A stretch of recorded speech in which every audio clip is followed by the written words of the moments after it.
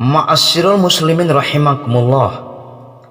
Mengawali khutbah kali ini, khatib berwasiat kepada para jamaah sekalian pada umumnya dan kepada diri khatib sendiri khususnya, agar kita senantiasa meningkatkan kualitas keimanan dan ketakwaan kepada Allah Subhanahu wa taala dengan menjalankan perintahnya dan menjauhi larangannya. Karena peningkatan iman dan takwa sejatinya dapat diperoleh dengan dua cara tersebut, yaitu menjalankan perintah Allah dan menjauhi larangannya, sebagaimana hadis Rasulullah SAW.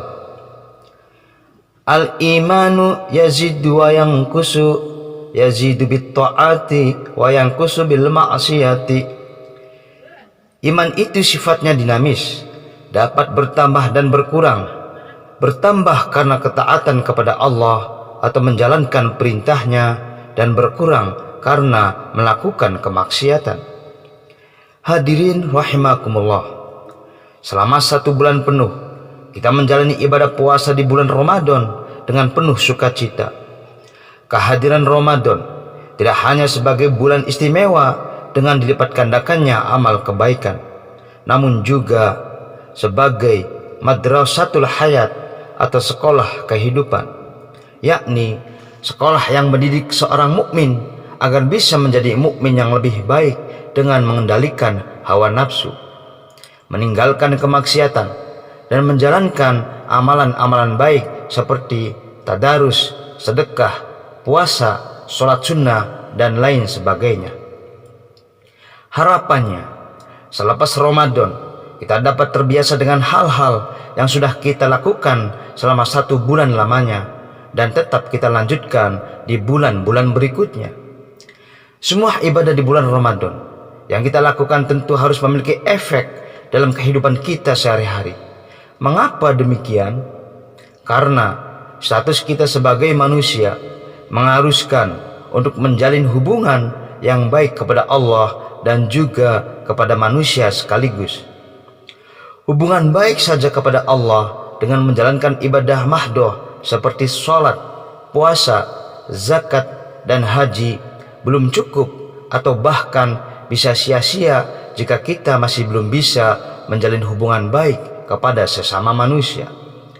Dalam sebuah hadis, Rasulullah SAW bersabda, "La yadkhulul jannah qati'u rahimi."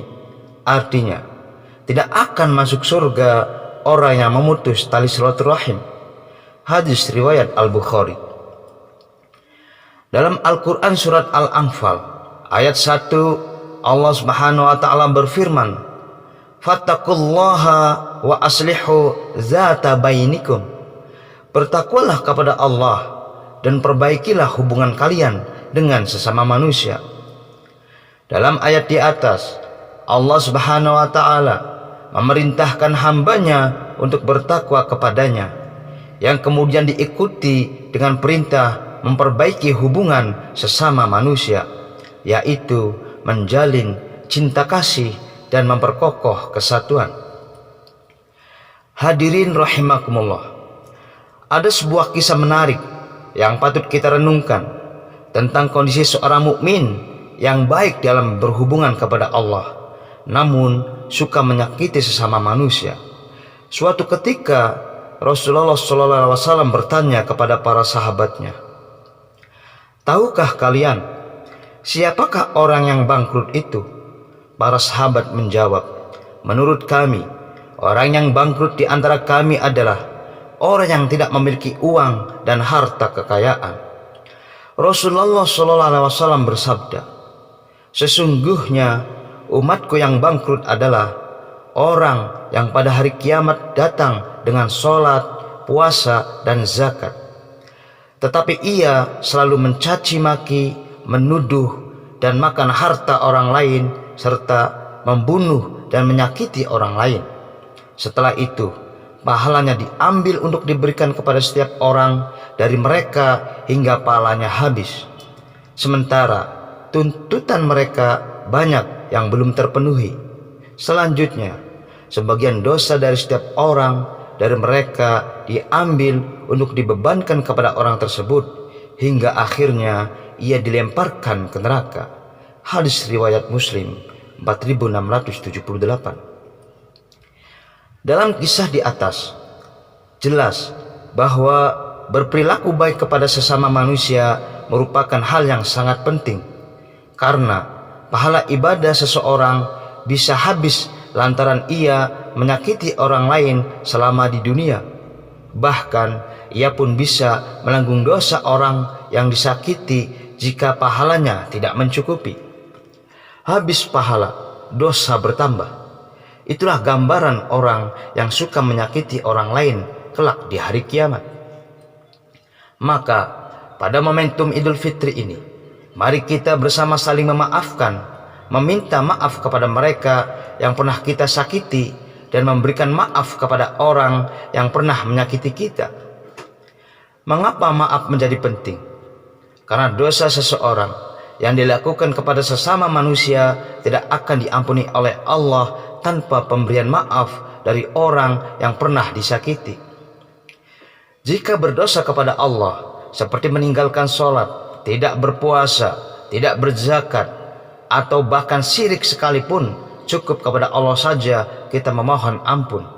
Tetapi jika dosa yang kita lakukan melibatkan manusia dengan menyakiti mereka, maka kita juga harus meminta maaf kepada yang bersangkutan dan mengembalikan haknya yang telah kita ambil. Imam An-Nawawi dalam kitabnya Riyadhus Shalihin memaparkan bahwa pertaubatan untuk perbuatan maksiat yang terjadi sesama manusia dilakukan dengan 4 tahapan. Pertama, bertaubat dan berhenti dari perbuatan tersebut. Kedua, menghadirkan penyesalan dalam diri atas kesalahan dan kemaksiatan yang pernah dilakukannya. Ketiga, berniat sungguh-sungguh untuk tidak mengulangi perbuatan tersebut.